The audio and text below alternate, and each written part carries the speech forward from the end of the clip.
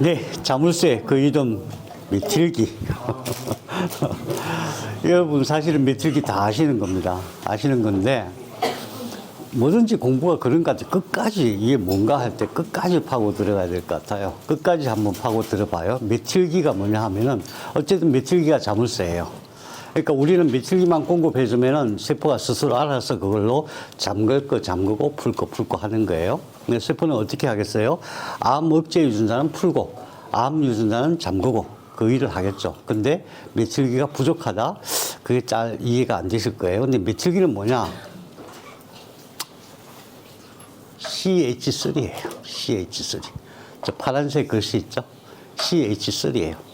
그러니까 유전자가 쭉 풀리면은 히스톤 팔량체에 감겨 있다 그랬잖아요. 그 감겨 있는 상태에서 뭐 하나 가서 탁 붙어 있는 게 그게 메틸기예요. 근데 CH3예요. CH3. 그럼 우리가 생각할 때 CH3가 뭘까? 이걸 아시면 됩니다. 지난 시간 제가 지지난인가요? 빛 말씀드렸어요. 원자는 빛 그릇이다. 왜냐하면 핵은 너무나 작고 원자 전체의 크기는 너무나 큰데 100kg, 1m와 100kg의 차이. 거기서 존재하는 것은 전자기력인데 그 전자기력의 다른 이름이 빛이다. 그러니까 원자라고 하는 것은 빛이 가득하게 있는 거고 다른 건 아무것도 없다 이렇게 보셔도 상관없다. 근데 우선 H부터 봐요. H. 수소는 뭐냐 하면은 원자인데 핵이 있고 여기에 양성자가 하나 있고 전자가 하나 있는 거예요. 전자 하나. 그러면은 옥텟 규칙이라는 게 있어요. 옥텟. 핵이 하나 있으면은 그 주변에는 반드시 전자가 두 개가 있어야 안정이 돼요. 두 개가 있어야. 이게 가만히 여기 있는 게 아니고 엄청난 속도로 움직이기 때문에 우리가 어디 있는지 측정할 수가 없는 거예요. 그래서 그냥 구름처럼 이렇게 표현들을 하죠. 그 수소는 그래요. 그런데 탄소는 전자가 몇 개가 있냐 하면 탄소는 6개가 있어요. 그러면은 어떻게 존재하냐 하면 1궤도에 전자 2개가 있고 2궤도에 전자가 4개가 있어요. 2개, 4개. 탄소. 그런데 원자는 이제 우리 몸을 구성하고 있는 원자 중에서 제일 많은 게 수소, 탄소, 산소, 질소잖아요. 그 중에서 이 네 가지는 딱 옥텟 규칙에 이게 적용하면 돼요. 가운데 1궤도에서는 전자 2개만 있으면 되는데 2궤도에는 전자가 8개가 있어야 안정이 돼요. 전자가 8개가 있어요. 2궤도가 아예 없으면 전자 2개만 가지고도 안정이 돼요. 그게 헬륨이죠. 그 다음에 바깥에는 8개가 있어야 안정이 돼요. 그게 아르곤이죠. 맞나요? 그래서 이런 경우는 안정된 원자이기 때문에 다른 것하고 안 붙어요. 붙을 수가 없어요. 근데 탄소는 8개가 있어야 되는데 4개만 있는 거예요. 그럼 어떻게 되냐면은 탄소는 8개만 있어야 되는데 전자가 2궤도에 4개가 있으니까 4개가 부족한 거예요. 4개가. 그럼 이게 안정이 되려면은 4개가 부족하니까 여기 4개가 부족해요. 그래서 항상 책에는 이렇게 선으로 표시를 해요. 팔이 4개가 있다 이렇게 얘기해요. 탄소는 팔이 4개가 있어. 4개가 있기 때문에 뭔가 하나씩 붙어 있어야만 안정이 되는 거예요. 탄소는. 그러면 뭐가 붙냐 하면 여기 H가 가서 붙으면 돼요.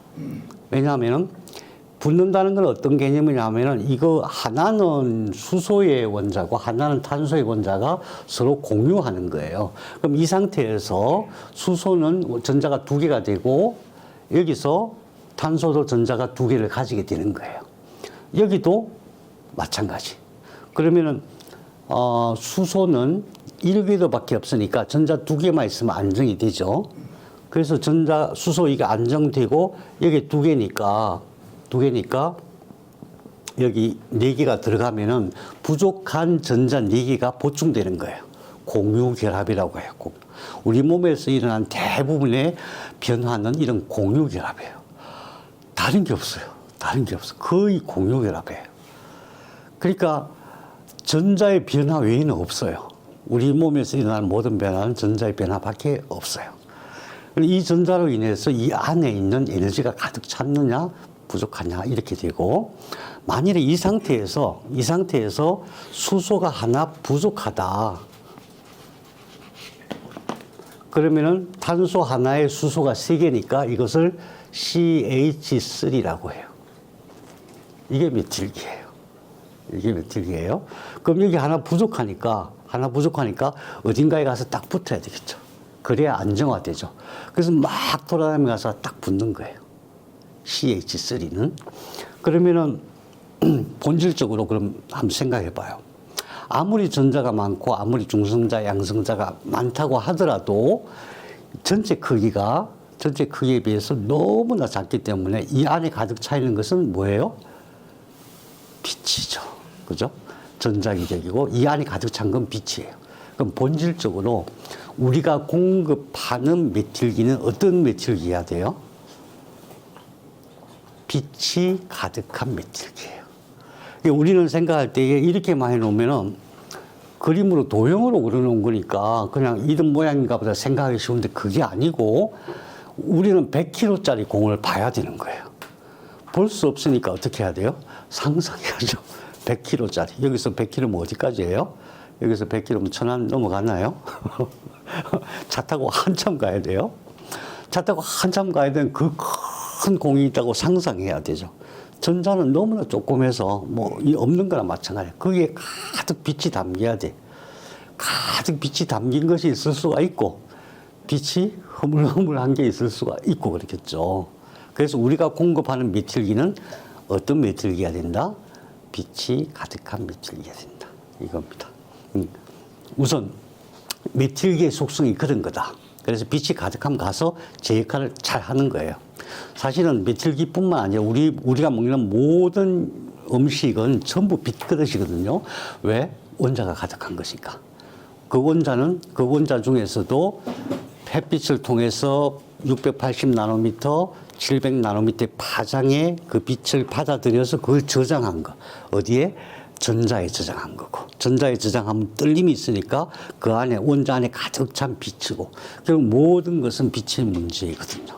그래서 메틸기가 이런 형태다. 결국은 빛의 문제다.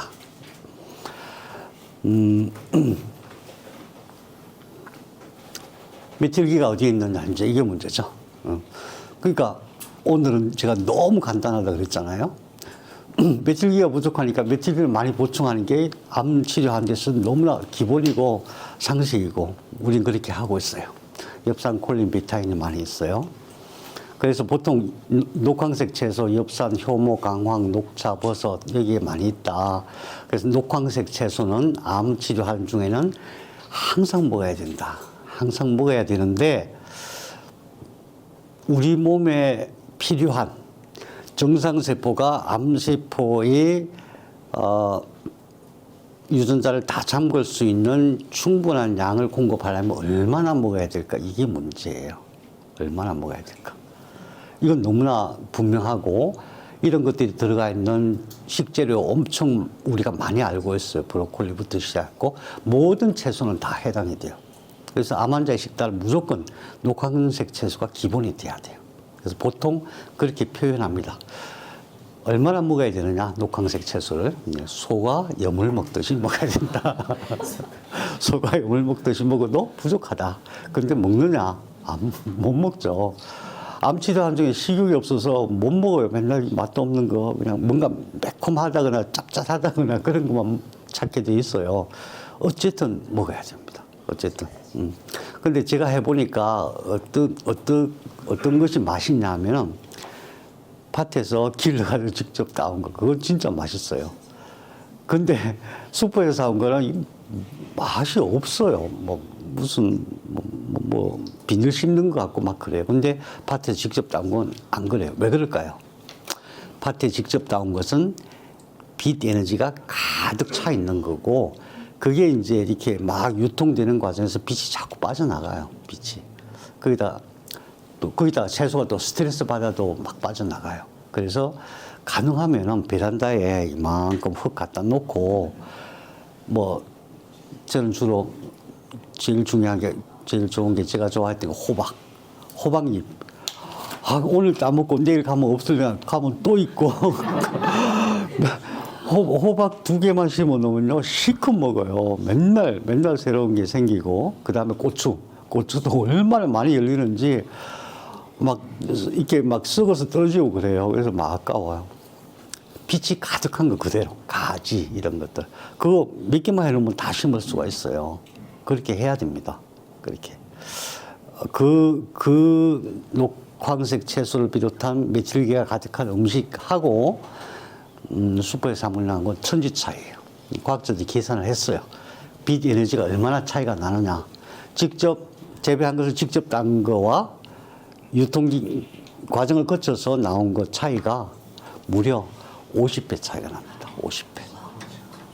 그래서 도시에 계신 분들은 잘 먹는데 빛으로 따지면 영양실조예요. 빛으로 따지면. 자, 그러면 이제 어쨌든 이런 게 있다. 그래서 녹황색 채소를 비롯한 뭐 토마토, 뭐 브로콜리 이런 것들은 무조건 많이 늘 먹어야 된다. 늘 먹어야 되는데 질리잖아요. 그러니까 어떻게 해요? 저는 어떻게 먹냐 하면은 반드시 생선 아니면은 소고기. 생선 소고기 많이 필요 없어요. 그러니까 호박 갖다 놓고 생선 소고기 몇 개 넣고 그다음에 마늘 넣고, 마늘은 반드시 필요해요. 그다음에 된장하고 밥 한 숟가락 해갖고 먹으면 돼요. 똑같이 해갖고 끝까지 먹어도 하나도 안 질려요. 정말 맛있어요. 그렇게 먹으면은 될 것 같아요. 근데 한 가지 문제가 메틸기를 공급하는 효소가 있어요. 그러니까 메틸기가 가서 잠그게 하는 효소가 있어요. 그걸 메틸 트랜스퍼레이즈라고 해요. 메틸 트랜스퍼레이즈. 근데 이게 두 가지가 있어요. MT라고 하는데 MT1이 있고 MT2가 있어요. 놀랍게도 MT1은 발현되지 않아야 될 것을 가서 잠가요. MT1은. 그리고 놀랍게도 암 억제 유전자권은 안 잠가요. 어떻게 그걸 구별할 수 있죠? 어떻게? 그래서 세포가 의식이 있다는 것, 세포 의식이 엄청 강하다는 것을 우리가 늘 인식해야 됩니다. 처음에 발생 과정에서 보면 세포가 얼마나 똑똑한지, 우리 머리보다 훨씬 더 똑똑하다는 것을 인정을 해야 돼요. 그래서 메틸 트랜스퍼레이즈 1은 암세포는 잠그고 바람 유전자는 푼다, 안 잠근다, 그런 의미고. 근데 암세포는 MT2를 발현을 해요. 암세포는. MT2는 뭐냐 하면은 바람 유전자는 다 풀어요. 암 역제 유전자는 다 잠가요. 그럼 어떻게 해야 되겠어요? MT1이 발현되게 하고 MT2가 발현이 안 되게 해야 돼요. MT2가 발현되게 하는 게 H다, NF-kappaB 이런 거예요. 그거는 이제 우리가 다음에 공부하기로 해요. 어쨌든 NF-kappaB, 저 가운데 보이는 거, NF-kappaB가 사실은 암세포의 가장 주적이에요. 사령부나 마찬가지예요. NF-kappaB. 늘 기억해 두십시오. NF-kappaB. HDAC, HDAC 저해제를 만들려고 엄청 많이 노력했어요. 근데 안 되는 거예요. 그 성분만 빼가지고 하니까 안 되는 거예요. 그런데, 복합설물에 있게요, 없게요? 있어요. 제일 흔하게 쓰는 게 길초근입니다. 길초근. 네. 아무튼 약제에 대해서는 제가 가능하면은, 자. 그래서 MT1, MT2가 있고, MT1, MT2 중에서 MT1을 MT2로 자꾸 바꾸는 게 NF-kappaB HDAC이다. 그래서 이것을 억제하는 게 MT2를 억제하는 게 키위, 양파, 마늘, 브로콜리, 토마토, 사과, 시금치, 케일, 녹차. 이걸 다 먹어야 되냐? 그런 거 아니에요. 다 있는 거니까. 이 중에서 자기가 맛있어 하는 것만 먹으면 돼요. 근데 중요한 것은 항암 중에는 안 먹어요. 그래서 문제예요. 어쨌든 맛있게 요리해서 먹어야 돼요. 그래서 저는 이렇게 권하고 싶어요. 항암을 시작하면은 요리부터 배우셔야 돼요. 요리. 보기도 좋고 맛있고 그렇게 만들어서 드시면 참 좋을 것 같아요. 그러니까 종류가 많은데 그 중에서 이걸 다 먹어야 돼 그런 개념이 아니니까 내가 좋아하는 거 잘 골라서 그건 늘 드셔야 돼요. 식탁에서 한 번도 빠지면 안 되는 겁니다. 계속 드셔야 돼요. 자, 진짜 중요한 게 뭐냐 이겁니다. 핵 있는 세포수. 세포는 우리 몸에 대략 몇 개나 있죠? 어떤 사람은 60조라 그러고 어떤 사람은 100조라 그래요. 네, 어떤 아기 때 22조에서 25조로 태어나가지고 이제 크면서 60조. 저도 뭐 60조? 그거 세봤어? 누가 어떻게 알아? 막 이랬거든요. 근데 과학자들은 그 계산하는 방식이 있더라고요. 그러니까 과학자들이 하는 말은 일단은 좀 믿어줘야 되겠더라고요. 아, 세상에. 사람의 몸속에 있는 유전자를 다 풀어가지고 사람 한 사람 몸속에 있는 걸 다 계산했는데 그 계산하는 방식이 있더라고요. 그게 아주 엄청나게 정밀하게 계산했더니 지구에서 태양까지 길이가 우리 몸에 있는 유전자 DNA 길이가 지구에서 태양까지 100번을 왕복한 100번. 상상할 수가 없어요. 1억 5천만 킬로미터인가? 자, 그래요. 그러면은 우리 몸에서 잠가야 될 유전자, 그 잠가야 될 유전자에 필요한 메틸기가 몇 개인가 그걸 계산해 본 거예요. 이 계산은 제가 그냥 마음대로 한 거예요. 그냥 감을 대략 어느 정도 규모인가 이걸 알기 위해서 계산한 거지 과학자들처럼 정밀하게 계산한 건 아니에요. 우선 어떻게 했냐면 우리 몸에 60조 개의 세포가 있다고 가정하고 그 중에서 약 40%에 해당하는 적혈구는 핵이 없어요. 적혈구가 가운데가 쏙 들어가 있잖아요. 동그란 원반인데 쏙 들어가 있죠. 핵이 없어서 그런 거예요. 우리 몸의 바깥 피부 각질층은 또 핵이 다 없어요. 그래서 60조 중에서 그런 걸 빼면 대략 한 35조 개 정도가 핵이 있는 거다. 핵이 있어야 그 안에 DNA가 있으니까. 그러면은 한 세포당 DNA가 9천만 개, 히스톤이 9천만 개예요. 히스톤 한 개당 메틸기가 대략 30개 정도 돼요. 그런데 히스톤 중에서 잠가야 되는 메틸기가 잠가야 될 DNA가 약 45%니까 그래서 35조 개에 9천만 개에 30개 메틸기 숫자 그래서 45% 계산하니까 얼마가 나오냐 하면은 이런 경우 이제 과학자들은 4.3 곱하기 10에 지금 이게 10의 몇 승이에요? 18승이니까 하나, 둘, 셋, 넷, 22승 정도 돼요. 동그라미 22개 분의 22개. 4 곱하기 동그라미 22개. 그거는, 그냥 우리가 인간이 상상할 수 없는 숫자예요. 천문학적 숫자라고 해요. 그래서 이것이 무슨 의미냐 하면은 정상세포가 잘 발현할 때 우리 먹는 걸로도 왜냐하면 다 잠겨져 있으니까 이미 다 잠겨져 있으니까 그냥 우리가 먹는 걸로도 잘 유지가 되는 거예요. 잘 잠겨 있는 거예요. 근데 몸이 약해지고 암세포가 발현하고 그러면은 메틸기가 계속 손상되는 거죠. 계속 빠지는 거죠. 그래서 그때부터는 메틸기가 엄청 많이 필요한데 총 필요한 개수는 4.3 곱하기 10의 22승계다. 대충 계산하니까. 메틸기가 얼마나 필요해요?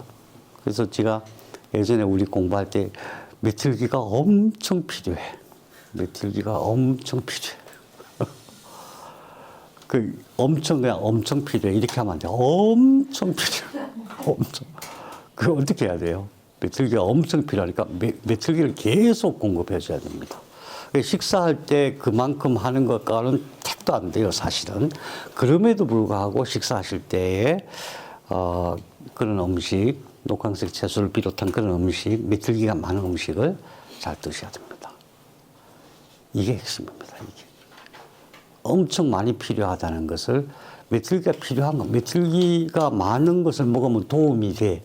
이런 문제가 아니라는 거예요. 그러니까 세포는 세포대로 엄청 애를 쓰고 있는 거거든요. 엄청 애를 쓰면서 수리하고 막 잠그려고 애를 막 쓰고 있는데 총알이 없는 거예요. 그럼 어떻게 되겠어요? 자물쇠가 없는 거예요. 자물쇠를 우리가 엄청 공급해줘야 세포가 그 일을 할 수가 있다. 그걸 인정해야 돼요. 암을 진짜 치료하는 건 세포다. 약이 아니다. 세포다.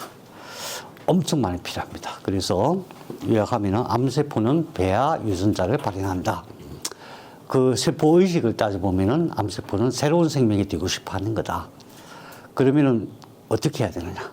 어떻게 해야 되느냐 하면은 암세포가 새로운 생명이 안 되고 그냥 서로 같이 잘 살자 이렇게 하려면 어떻게 해야 되냐 하면은 암세포를 잘 달래야 돼요. 암세포가 무슨 생각하고 있냐면 이대로는 못 살겠어. 이건 싫어. 죽어도 이렇게 더 이상 못 살겠어. 나는 나대로 새로 살 거야. 우리 누구나 그 생각 안 해본 사람 있습니까? 솔직히 고백하시. 만일 내 삶을 확 바꿀 수가 있으면 얼마나 좋을까. 안 되잖아요. 그겁니다. 그래서 삶을 바꿀 생각을 해야 됩니다. 암에 걸리면 삶을 바꿀 수 있는 절호의 찬스예요. 왜? 나 암이야. 그래서 나 이렇게 살기 싫어. 이렇게 살 거야. 라고 하면 아무도 반대 못 합니다. 어떡할 건데? 지네들이. 난 암 환자인데. 그죠? 그래서 내 삶을 바꿀 수 있는 절호의 찬스이기도 해요. 그때 의식이 바뀌어야 되는데 어떻게 바뀌어야 되느냐? 좋아 죽겠어. 생각만 해도 좋아 죽겠어. 그런 삶을 내가 살겠다라고 결심을 해야 됩니다. 그게 굉장히 중요합니다. 암세포의 세포의식을 바꾼다는 거예요. 그래서 암세포는 배아 유전자를 발현한다. 정상세포는 배아 유전자를 잠근다. 배아 유전자, 암 유전자 거의 같은 말입니다. 거의. 그 다음에 유전자를 잠그는 것은 그것을 메틸레이션이라고 한다. 메틸기를 붙이는 거다. 메틸기를 붙이는데 MT1, MT2가 있다는 거죠. 메틸기는 누가 공급해야 되느냐? 내가 공급해줘야 돼. 세포한테 내가 공급해줘야 돼. 그건 내 의무예요. 그런데 안 해. 그러면서 암을 낫기를 바래. 말도 안 돼. 그런 거죠. 예, 메틸기를 엄청 많이 공급해야 된다. 식품으로 안 된다는 얘기는 약이 필요하다는 얘기입니다. 복합 천연물 속에 메틸기가 엄청 많이 가득가득 들어있는 그런 것을 같이 해줘야 된다는 얘기입니다. 그 MT1, MT2가 있다. MT2를 발현시키는 것이 NF-kappaB H닥이다. 그래서 NF-kappaB H닥을 억제를 해야 돼요. H닥 제제, NF-kappaB를 저해하는 거. 아직 제가 생각할 때는 항암을 연구하시는 제약회사에서는 꿈도 못 꾸고 있습니다. 특히 NF-kappaB 쪽은. 근데 놀랍게도 복합천연물에는 다 있습니다. 많이 있습니다. 종류가 여러 개예요. 근데 왜 복합천연물을 안 쓸까요?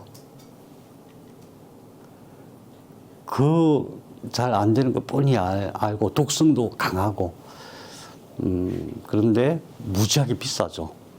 보험 안 되는 건 보통 7, 800, 1000, 어떤 거는 4억 이러잖아요. 그런데 그거는 어떻게 쓰려고 애를 쓰고 왜 복합천연물을 안 쓸까요?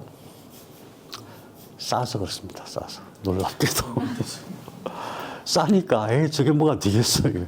그래서 다른 거 없이 우리 공부해야 됩니다. 공부를 해야 됩니다. 복합천연물에 대한 공부를 계속 해야 됩니다. 근데 이제 제가 여러분에게 말씀드린 좀 한계가 있어요. 어쨌든 이렇게 하고 제가 카페에는 계속 쓰겠습니다. 메틸기가 엄청 필요하고 NF-kappaB H닥을 억제해야 되고 식품으로는 부족하다. 이런 얘기입니다. 제가 사실은 이제 저희 형제들 모임이 있어서 2박 3일 부산 다녀왔는데 여러분도 다 경험해 보셨겠지만은 누가 아파도 저한테는 절대 안 오시거든요. 허리가 아파서 막 수술하고 막 그렇게 힘들어하고 어깨 수술하고 수술하기 전에 좀 한 일주일만 다녀가면 안 돼, 누나? 누나는 동생을 믿을 수가 없잖아요. 그래갖고 수술하고서 엄청 고생하고 몇 달을 고생하고 지금 너무 허리 아파서. 그래서 그래요. 그런데 저는 이제 이렇게 말씀드리고 싶어요. 제가 이제 한 20년을 대체약을 공부하고 주로 이제 해외에서 봉사활동을 많이 하고 암은 안 했죠. 약은 원래 안 했습니다. 그러다가 제가 이제 백혈병 걸리면서 어쩔 수 없이 약을 공부할 수밖에 없었어요. 왜? 항암제는 없으니까. 항암제는 없습니다. 잠근다는 거하고 분화라는 거하고 비슷해요. 분화. 그러니까 세포는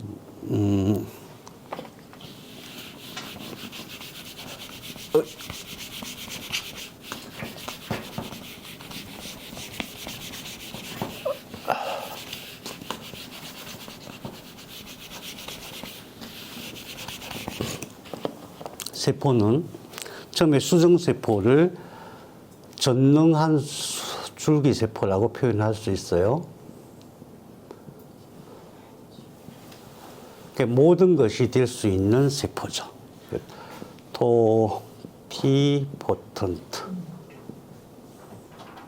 스템셀.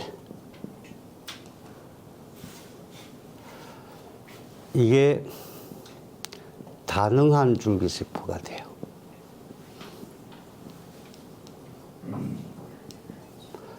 플로리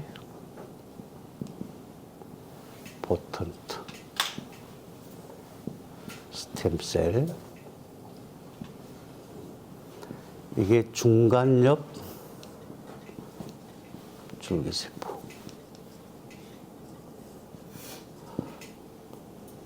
중간 메젠카이말.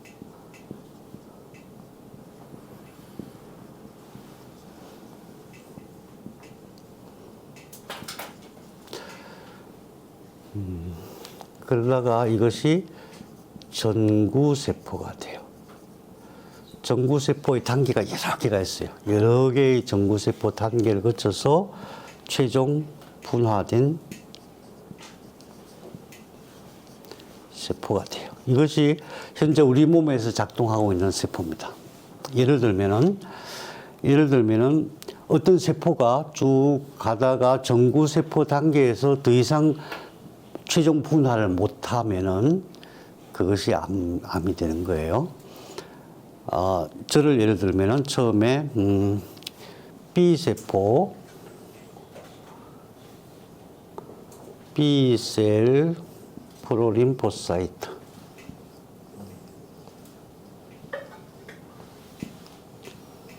T 루코미아, B세포 전 림프구성 백혈병이었어요. 놀랍게도 약이 없어요. 너무, 왜냐하면 제가 생각할 때는 이 전구세포 단계에서 분화가 안 돼서 그런 거예요. 첫 번째 제가 한 게 뭐냐 하면은 분화가 되게 하는 거예요. 그래서 제가 처음에 이제 이걸 병원에서 치료가 안 된다 그래가지고 저는 너무나 담담하게, 그래요? 그럼 내가 하지 뭐. 이러면서 시작했어요. 2달 만에 어떤 현상이 벌어지냐 하면은 세포수는 엄청 많아요. 나중에 28만 개까지 가더라고요. 백혈구 수치가 4,000에서 10,000개가 정상이에요. 근데 이게 28만 개가 갔어요. 근데 중간에 이제 점검하는 과정에서 80 몇 번 제가 그 치료하면서 내가 이거 치료되는 게 분명한데 병원에서 안 된다 그러는데 분명히 될 거야. 그래서 나중에 사람들이 치료됐다 그러면은 안 믿겠지? 믿을 수가 없잖아요. 그 병원에서 진단을 잘못했거나 또는 아무튼 뭐가 안 믿을 것 같아요. 그래서 그때부터 제가 영상을 했어요. 영상 촬영을 해가지고 계속 일주일마다 하나씩 해갖고 올려놨습니다. 안 믿을 거라고 예측하고. 그래서 제가 유튜브를 처음 시작한 거예요. 그래서 이제 2달 치료하는데 제가 제일 먼저 생각했던 것은 분화예요, 분화. 분화라는 게 결국은 이게 잠겨가지고 실제로 필요한 기능만 발현하게 하는 거예요. 그러면은 어디서 문제가 되냐면 B세포가 전구세포 단계에서 더 이상 분화를 안 하는 거예요.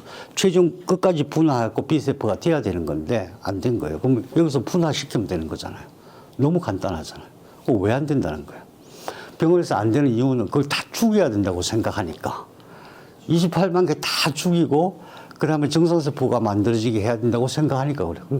아닌데 비정상 분화시키고 정상세포를 만들면 되는데 그래서 두 번째가 아무튼 몇 번째 영상에 그게 있습니다. 처음에 기록지에 보면은 비정상세포가 약 85% 정도 됐었어요.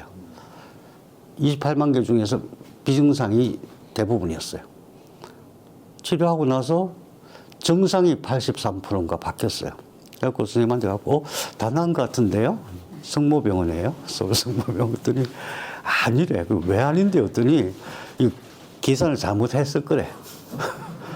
그래서, 아니, 그럴 리가 없잖아. 그래서 제가 그거를, 저희 그 강좌들을 가끔 미국에서 오시는 선생님이 계세요. 텍사스주에. 그 선생님한테, 그 선생님이 평생 그걸 하신 분이에요. 그 혈액 검사 이런 거 하신 분이에요. 독일, 뭐, 미국에서. 그분한테 보내봤어요. 그래서, 선생님, 이거 정상인데 아니라는데 했더니, 왜 아니라 그러냐고. 내가 맞다고. 의사가 뭘 아냐고. 벌써. 그 분할은 되게 쉽게 된 거예요. 다만 뭐가 문제냐면 정식이 안 잡힌 거예요. 정식이.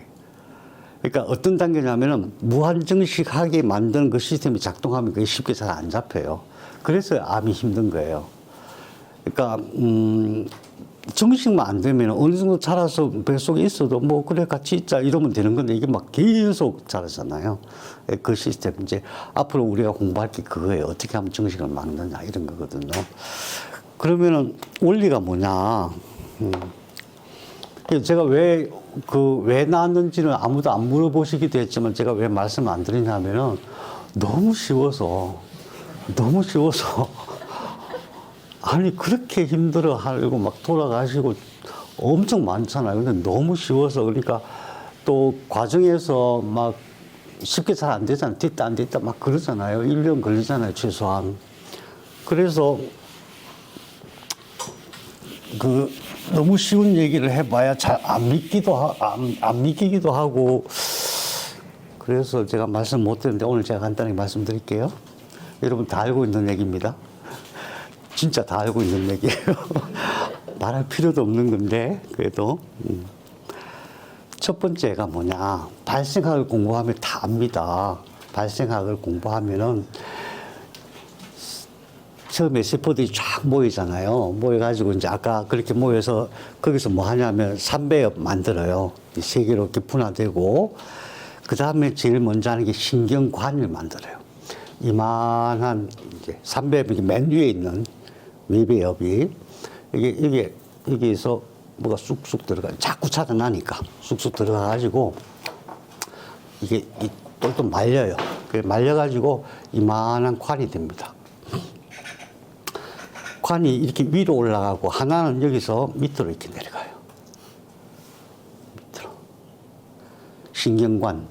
그러니까 1차 신경관 형성, 2차 신경관 형성 그래요. 그래가지고 이렇게 말리잖아요. 평평한 게 이렇게 말리면서 이렇게 딱 붙는 이 자리에서 신경능 줄기세포, 신경능 줄기세포가 생겨요. 뉴럴 크레스트 스템셀. 이거 외워두세요. 나중에 아마 논문 나올 거예요, 진짜. 이거, 뉴럴 크레스트 스템셀. 이게 다 만들었어요. 이게 몸을 다 만들었어요. 그러니까 몸을 만든 건 뭐냐면은 이게 지금 우리 몸에 있는 척수예요, 척수. 이 꼬리뼈까지. 척수 밑에 꼭 잡고 있어요. 그리고 이게 이렇게 돌아서 뇌까지, 뇌하고, 이게 척수인데 사실은 뇌예요. 왜냐하면 이게 쭉 올라가고, 어딘가에서 콱 막혀요. 이 막힌 데가 뇌실이에요. 여기서 이제 세포들이 쭉 뻗어나와갖고 밑에 시상이 되고, 뇌궁이 되고, 꼬리핵이 되고, 변형계 되고, 그 위에 대뇌가 되고 그래요. 근데 문제는 뭐냐? 쭉 이게 생겨가지고 여기서 뻗어나와서 몸을 만들잖아요.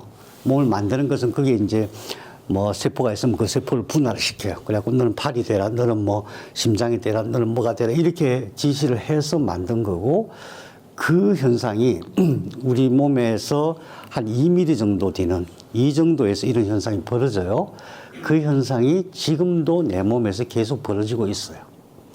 그래서 가장 수정세포의 그 토티포턴트 스템셀, 전명한 또는 플로리포턴트 스템셀의 능력을 갖고 있는 세포가 보관되어 있어요, 원래. 여기 하나 보관되어 있고, 여기 보관되어 있고. 이거를 초기에 원시 생식세포라고 해요. 동양의학에서 말하는 원기예요, 원기. 원시 생식세포가 계속 배양이 되는 거예요, 계속. 지금도. 뇌실에서 뭐가 만들어지냐면 신경줄기세포가 지금도 계속 신경줄기세포가 계속 배양되고 있는 거예요. 우리 몸은 엄마 뱃속에서 수정세포로 시작한 그 초기의 세포들이 지금도 계속 만들어지고 있어요. 이게 왜 그럴까요? 여기에 토티포턴트 스템셀의 능력을 갖고 있는 거예요. 그래서 예를 들어서 여기 있는 신경줄기세포 떼가지고 옥토포 하나만 탁 집어넣으면은 배양액에다 집어넣으면 얘가 바로 그냥 수정세포가 돼버려요. 그냥 뇌세포인데 그게 바로 수정세포가 돼버려요. 그 정도로.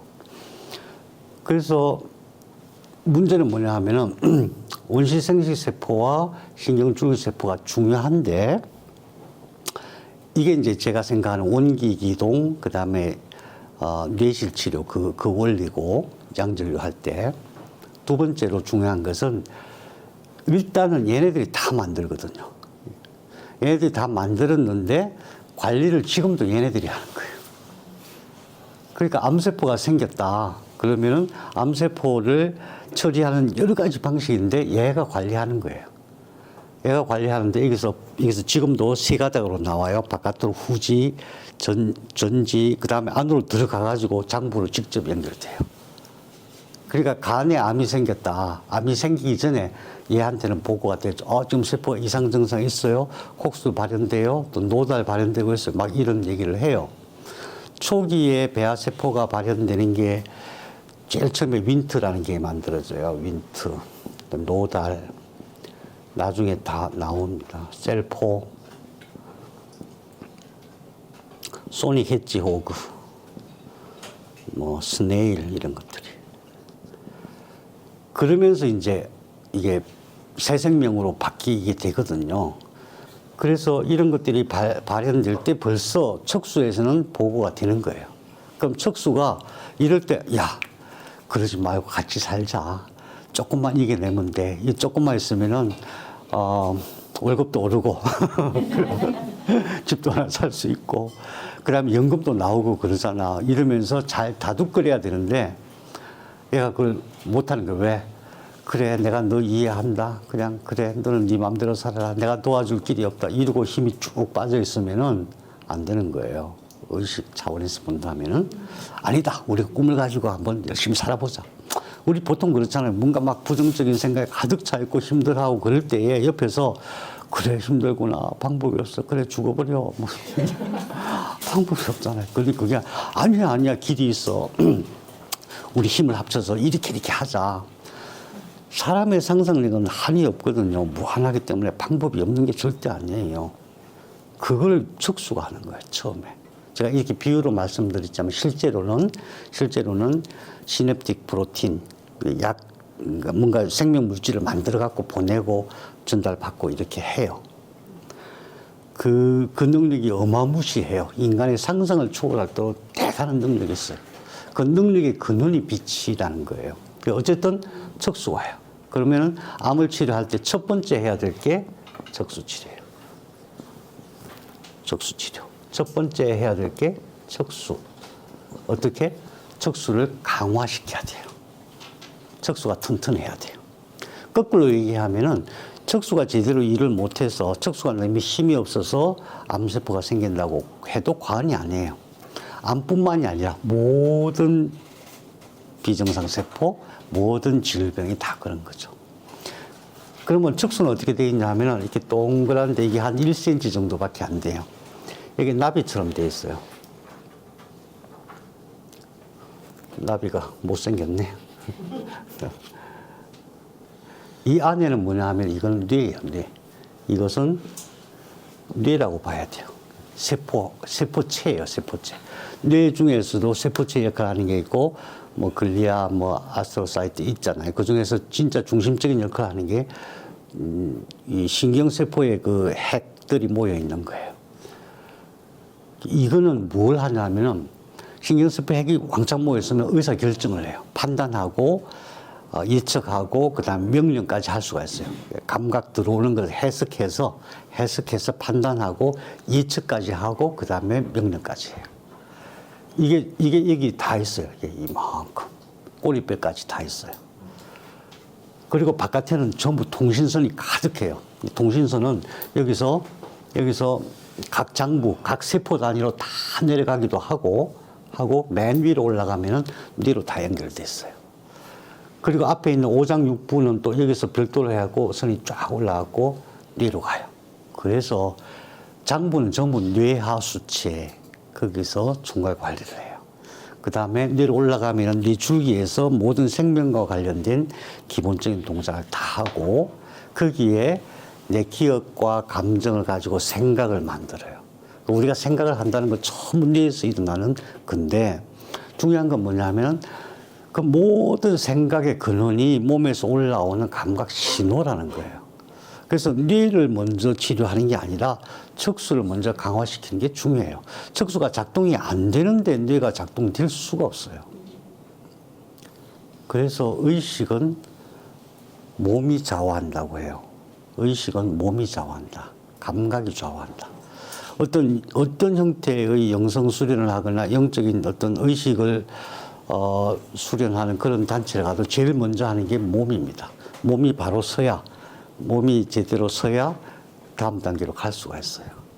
그래서 척수 치료가 첫 번째고, 그 다음에 뇌 치료는 말할 것도 없습니다. 모든 게 뇌에서 다 일어나요. 뇌는 정말로 대단하고 신비로워요. 그 모든 것을 다 해요. 모든 감각을 다 통합적으로 관리를 합니다. 해석하고, 판단하고, 저장하고, 거기에 감정까지 덧입혀서 나의 상상력을 자극하고, 그래서 되뇌어오면 여기서 무엇이 중요한지까지 다 구분해요. 어떤 사람 보면 막 모든 게 다 중요해서 이거 했다가 저거 했다가 막 나중에 보면 우리 누나 얘기해도 되나 모르겠다. 누나 막 여러 사람 다 챙겨. 너 가방 들었냐? 너 휴대폰 갖고 왔냐? 뭐 빠뜨린 거 없냐?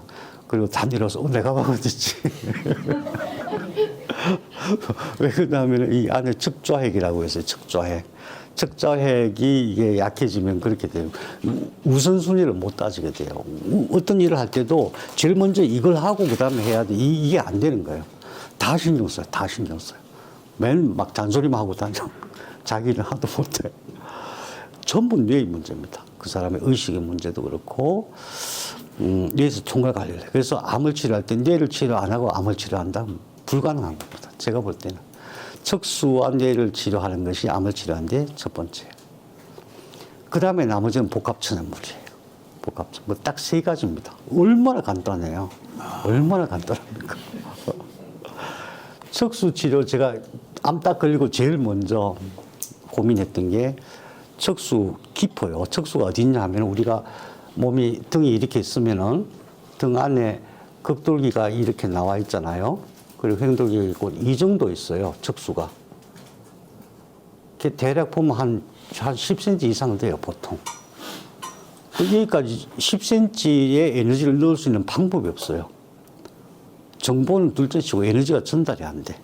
그래서 제가 신본혈기 처음에 알아봤던 거고 너무 비싸고 거기다가 제일 중요한 거는 신본혈기 병원 가서 맨날 할 수도 없고 너무 비싸니까.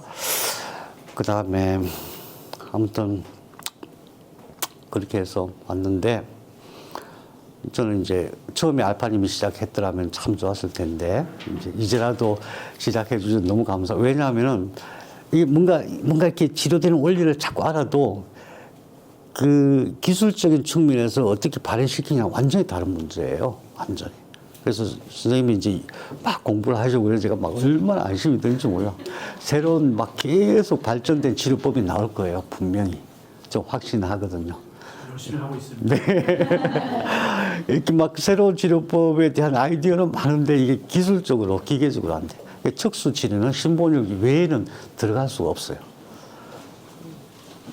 깊이 들어갈 수가 없어요. 우리나라에서 만드는 대부분의 고주파기는 한 1.3, 1.5cm 밖에 못 들어가요. 뭐, 몸이 뜨끈뜨끈한 것 같은데 사실은 그거밖에 못 들어가요. 근데 우리는 목표가 척수를 건강하게 하는 거라서 그렇고, 더불어서, 척수를 치료하는데 이제 신보온열도 필요하지만은, 또 한 가지가 암세포 억제예요. 암세포. 암세포가 있는 데까지 에너지가 들어가면 분명히 억제할 수 있는 에너지 형태를 넣을 수가 있는 거거든요.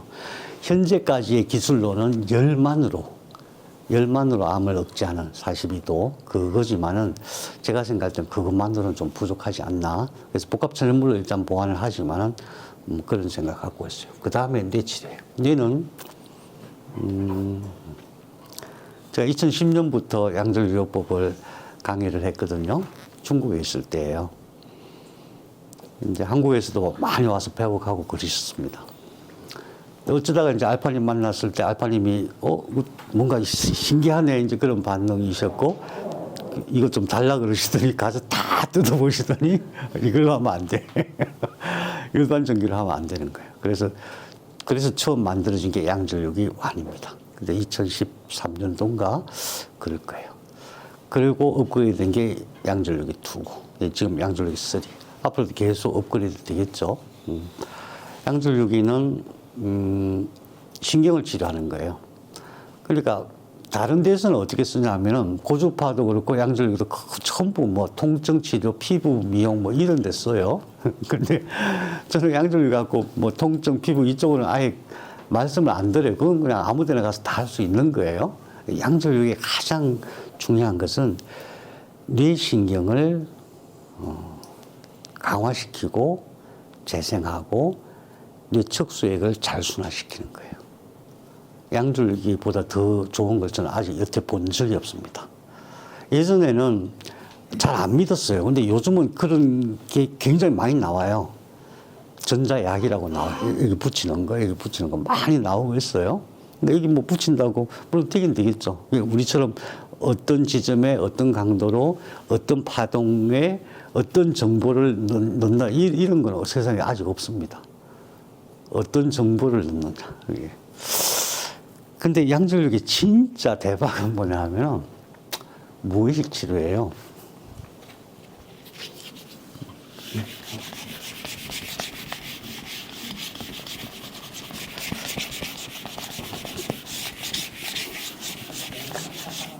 무의식 치료 제가 다음에 자세히 한번 설명을 드릴 건데,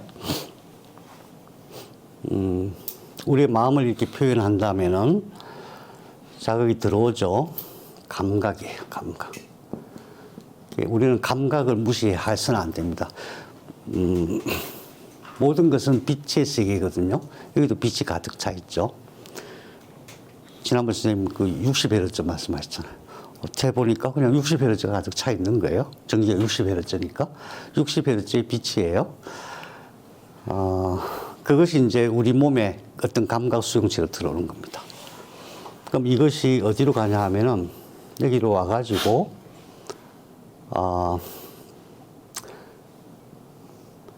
여기까지 들어갑니다. 그러니까 이 부분은 그냥 어떻게 표현해야 될까? 그냥 전체 의식, 생각이니까 전체 의식 또는 온 우주와 다 연결되어 있는 의식이에요. 그 다음에 이게 나와서 동작으로 이어지기 전까지 여기에 약간의 틈이 있어요. 약간의 틈. 보통 1초 정도 돼요. 1초. 실제로 뇌에서 작동하는 게 그래요. 여기서 판단이 이루어집니다. 이 부분에서. 그래서 인간은 누구든지 어떤 자극이 왔을 때 그것을 자기 스스로 판단하고 예측하고 판단해갖고 결정을 내리는 거예요. 이게 이제 우리 뇌에서 일어나는 모든 것을 아주 간략하게 설명하면 이런데, 중요한 것은 영원한 또는 모든 것과 연결되어 있는 전체 의식으로 들어가는 순간이 있어요. 그때 특징은 뭐냐 하면 약 5Hz에서 3Hz의 뇌파가 나와요. 그때 되면 그냥 우리는 잠든다고 생각해요. 깊이 잠드는 거예요. 초기에 어떤 상태가 되냐면 잠들 때 한번 가만 생각해 보세요. 감각을 차단시키거든요. 감각을 차단. 가만히 있어. 움직이지 않고, 듣지도 않고, 보지도 않고, 그냥 움직이지 않는 상태가 되면은 감각이 차단되는 상태가 되고, 그때 이게 안 들어오는데, 감각이 안 들어오는데 들어가요. 그러니까 눈 감고 가만히 있으면 뭔가 이렇게 보인다는 것은 빛이 안 들어오는데 보는 거고, 또 뭔가 이렇게 생각이 돌아가는 것도 뭔가 자극이 없는 상태에서 들어가요. 근데 그게 깊은 단계로 들어가면은 영원한, 그러니까 모든 전체와 다 연결되어 있는 지점으로 연결이 돼요. 그 어떤 사람은 뭐 아카식 레코드라고도 하고, 어떤 사람은 뭐 영이라고 하고, 어떤 종교, 아무튼 그런 걸 몽땅거려서 전체 의식과 연결되는 시점이 있어요. 이걸 하려면은 굉장히 수련을 해야 돼요. 엄청난 수련을 해야, 연습 많이 하고 명상하고. 그런데 양절유를 하면 쉽게 여기 도달을 해요. 여기 도달하면 어떤 특징이 있냐면은 내가 내 삶을 통해서 얻어야 될 굉장한 여러 가지 그 단계의 지식들이 있거든요. 의식의 순서가 있어요. 그것을 굉장히 쉽게 얻을 수가 있어요. 그래서 여기 자주 들어가는 게, 자주 접속되는 게 굉장히 중요해요. 자주 접속이 되는데 대부분 어떤 느낌이냐면 아무것도 없어. 그냥 아무렇지도 않아. 그냥 편안해. 그걸로 끝이에요. 근데 어떤 사람들은 거기에 이제 들어가면은 특징이 뭐냐면은 시각 신호가 같이 작동을 해요. 그래서 선명하게 뭔가를 보기도 하고 대화하기도 그래요. 선명하게 보고 대화하고 이거 아무 중요한 건 아니에요. 다만 전체 의식과 잘 접속되는 지점. 전체 의식과 잘 접속되는 그런 순간들을 자주 가지는 게 굉장히 중요해요. 그게 기도고, 그게 명상이고, 그런 거예요. 그거를 할 수 있는 게 양절기예요. 아무도 안 믿으시는 것도. 제가 왜 이걸 처음에 어떻게, 예, 제가 어떻게 발견했냐면, 이렇게 예전부터 강조하면서 어떤 그 수련이나 이런 걸 깊이 하신 분들이 있어요. 굉장히 놀라시는 거예요. 제가 10년을 넘게 이 수련을 하고 2단계에 접어들려고 그렇게 애를 썼는데 순식간에 되는 거예요.